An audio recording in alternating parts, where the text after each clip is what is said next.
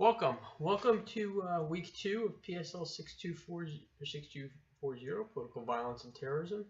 I hope everything went smoothly. You should have your participation grades by now, and you should have tomorrow or the day after. You should have grades on your exam. If there are any issues with the exam, please let me know. But for now, I just want to go right into week 2. Well, actually, I want to review week 1 real quick. Some interesting comments on what was terrorism, what was not. Some people thought things like the Fort Hood shooter was terrorism, others did not. I think some of you, I think struggled with whether attacks on military were terrorism or not. But one thing that I found odd was that most of you said it was okay for what certain actions were because there was a declared state of war against Hiroshima. We're allowed to do that because we declared war. IEDs in Iraq aren't an act of terrorism because that's within the context of a war. Well, Osama bin Laden declared war on the United States. Does that mean it's okay? I mean, does it have to be a state act or does it have to be the United States? Yeah, we're getting a little bit philosophical here, but that's just something to think about. Think about in the future. So that being said, let's just go cover the movie Road to 9/11. I'll tell you that I don't agree with all of the movie. It goes back 100 years to explain why 9/11 occurred. It goes back to the First World War and Sykes-Picot Agreement and the mandates after World War I. And they say that had a contributing factor to 9/11. But my counter argument is there's been a lot of countries that were colonized. Most of Africa was colonized. East Asia, India, these countries were all colonized. However, they didn't have that same hatred for the United States that we saw leading up to 9/11.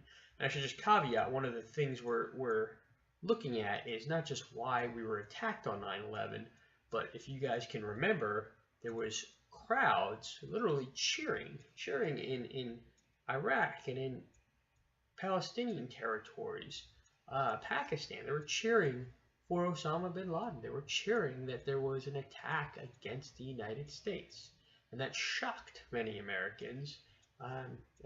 If you were an adult at that time, it probably shocked you as well. So the question is not just about the terrorists, but it's about all the fueling of the hatred of the United States that occurred on the way up to 9/11. So how do we explain that? I don't go back to 100 years. I don't even go back to the mandate period after the First World War. When I talk about the origins of Osama bin Laden and the origins of the hatred that he fed on, I go back to 1967.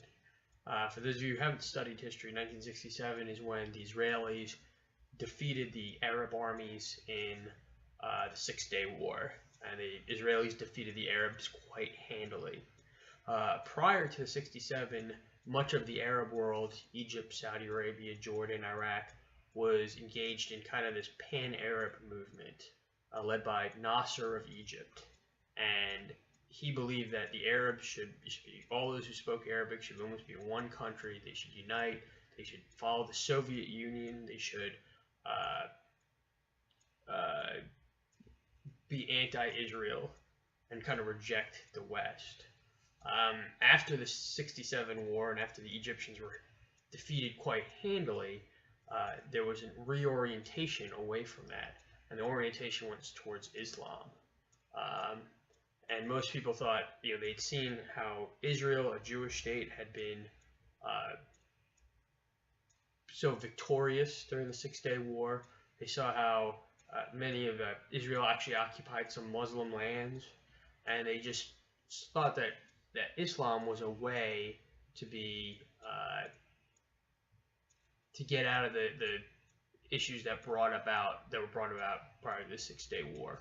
So that was kind of the first orientation towards Islam. I'm not saying Islam's a violent religion, but the countries oriented towards that and used that as a vehicle to espouse their own identities.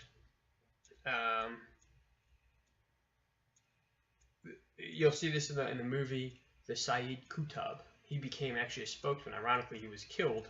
He was hanged by the Egyptians before the Six-Day War. But after, his writings kind of were a cornerstone in the Islamic world. It said that secular governments were wrong, that we have to live within religion, we have to live within Islam, and that kind of set the stage for what we would see for the next 30 years. So that happened shortly after the 67 war, and then that takes us kind of to 1979, where we had Islamic Revival Part 2. In 1979, you had the Iranian Revolution, you had the Soviet invasion of Afghanistan, and then you had the Islamic militants taking over the holy sites in Saudi Arabia, and the Saudi military unable to defend the holy sites. They actually had to call the French to do it, to actually liberate the Mecca and Medina during that time. And that led to another outbreak in the Islamic world, or another orientation towards Islam after those three events. So, you know, you have these very secular cultures before that, where there was reading and women, where there's education and women were educated and people drove, and then you see after the 67 war, the world starts to tilt towards Islam, and of course, if the world starts to tilt towards Islam, the fundamentalists kind of, their numbers will grow. So that's what we saw, and then that brings us kind of to, okay, so that explains why Islam kind of took a big part of the Arab world. But why does the Arab world at the time, in September of 2001, why did they hate us so much? Well, there's kind of three big reasons, or three big reasons. The first was the leaders.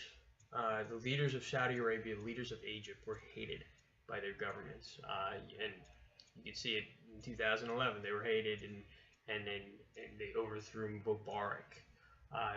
These dictators, there was no democracy, so the dictators flourished, and the people had no other way to turn to.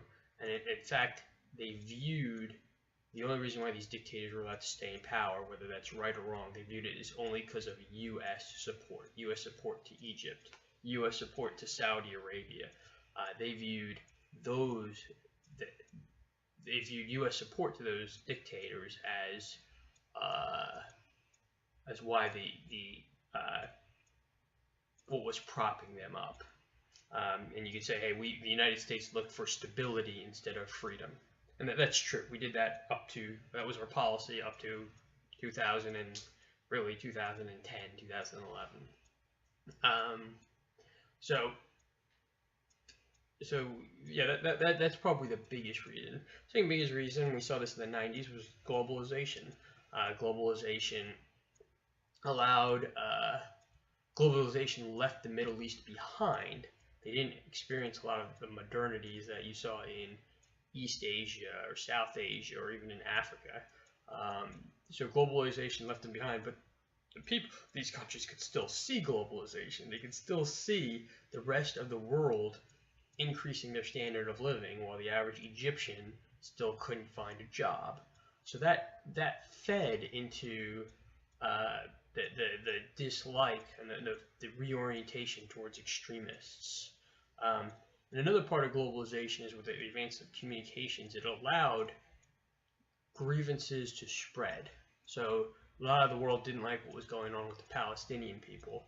Well, in the old days, no one except the people in the immediate locus of conflict cared about that. But in the globalized society, people in Indonesia cared about what was going on in the West Bank. People in Algeria cared about what was going on in Afghanistan. So that in a globalized society, that led to even more, fueled more of the anger that we saw there. And then finally, religion. I touched on it earlier. You know, there was an orientation, but in a lot of these places, the mosque substituted, because there was no normal civil society, so the mosque substituted, and this allowed, particularly in Saudi Arabia, the Wahhabists to take control and spread their faith, their virulent form of faith, throughout the world. So that was kind of a vehicle, and that's why, again, if you saw angry mullah in the 90s and 2000, angry mullah in Pakistan preaching against America, there's a very real possibility that Saudi money was somewhere behind that. So that's kind of my take on why there was an increase in violence, or why there was so much anti-Americanism in 2001. Now, since then, and it's not covered by the movie, the world has changed. The world has changed quite significantly.